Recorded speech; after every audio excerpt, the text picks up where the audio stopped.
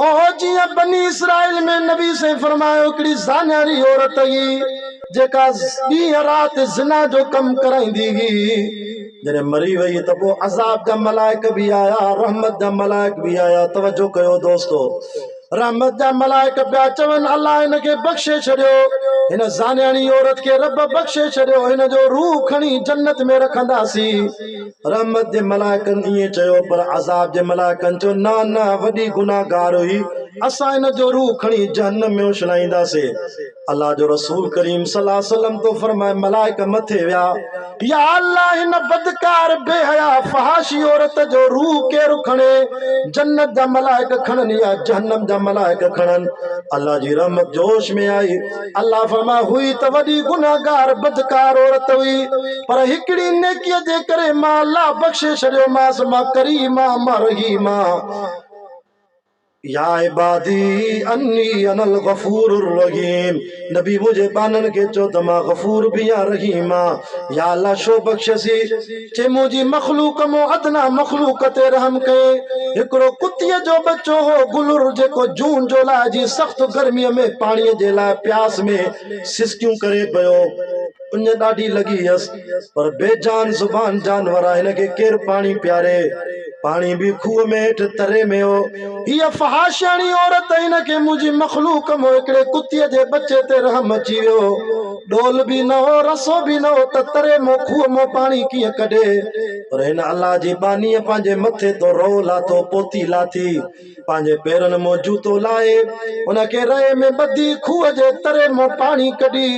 हिन मखलूक मो अदना मखलूक गुलर खे 3 दफ़ा पानी पियारे, हुनखे साह अची वियो जिस्म में, थधा साह खण लॻो, हुनजी उञ ख़त्म थी वई।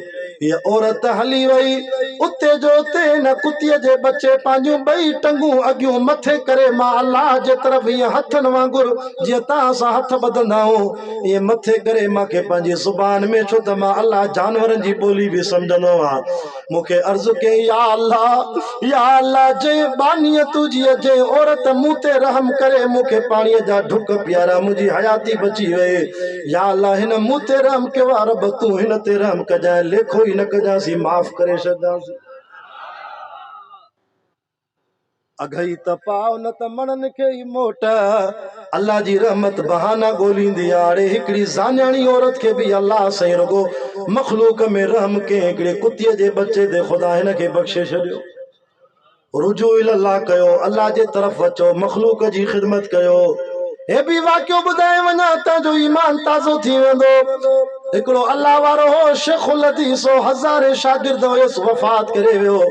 शागिर्दनि हुनखे ख्वाब में ॾिठो। हिकिड़े शागिर्द जो साईं ॾियो हाल अहवाल, तव्हांजी अल्लाह वटि पेशी थी, छा थियो? चे रब्बुल आलमीन चयो मौलवी छा खणी आवां? चयो मां साईं सॼी ज़िंदगी तॾे ते वेही हदीस जा क़ुरान जा सबक पढ़ाया, वाइज़ कया। अल्लाह फरमाए तुझी वाह वाह थी वई, माण्हुनि तोखे बुज़ुर्ग चयो, मौलवी चयो, माण्हुनि तुंहिंजी इज़त कई, तुंहिंजा सभु अमल रिया में अची विया। पोइ त मां अल्लाह जे आॾो ॾकां पियो, पघर वहनि पिया, मुंहिंजी का नेकी क़बूल न थी। हिकिड़ी नेकी जंहिंजे सदके अल्लाह मूंखे चयो बख़्शे छॾियो, मैं मौलवी लेखो नथो कयां, हल जन्नत ॾिनी मां। चयो या अल्लाह कहिड़ी नेकी आहे? जे अॻे दौर में उस्ताद हूंदा हुआ जेके शागिर्दनि खे पटीअ ते सबक लिखी ॾींदा। मौलवी तू भी शागिर्दनि के नबी साईं जी हदीस लिखी पियो ॾे, जीअं अखर सुठा अथनि। पटीअ ते मेट लॻंदो आहे, काठीअ जी पटी, पोइ उते किल्क ॿोड़ींदा, पाणीअ जी मस ठाहे करे काठीअ जी किल्क खणी उहा ॿोड़े करे उन ते लिखंदा हुआ। पोइ उस्ताद साहब तू शागिर्दनि खे इहो सेखारे पियो, ओ जॾहिं किल्क खे पाणीअ में मस में ॿोड़े करे तू पटीअ ते लिखे पियो त उते हिकिड़ी उञायल मक्खी आई जेका उन किल्क ते वेठी। तुझी दिल में ख्याल आयो हीअ बि त अल्लाह जी मखलूक मो अदना मखलूक में हिकिड़ी मक्खिया या उञायल जे हथ लोॾाईंदुमि त भॼी वेंदी।